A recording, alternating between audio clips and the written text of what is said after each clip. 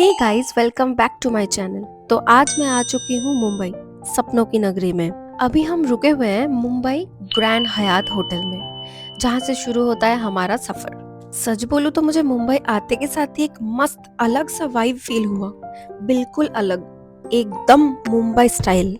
और fresh view और delicious breakfast के साथ आज हम शुरू करेंगे अपना दिन।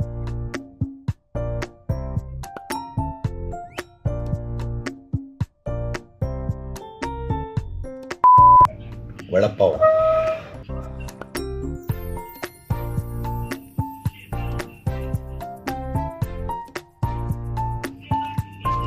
मुंबई का फ्लेवर। इतना सारा खाना हम दोनों बस खाते गए खाते गए खाते ही गए।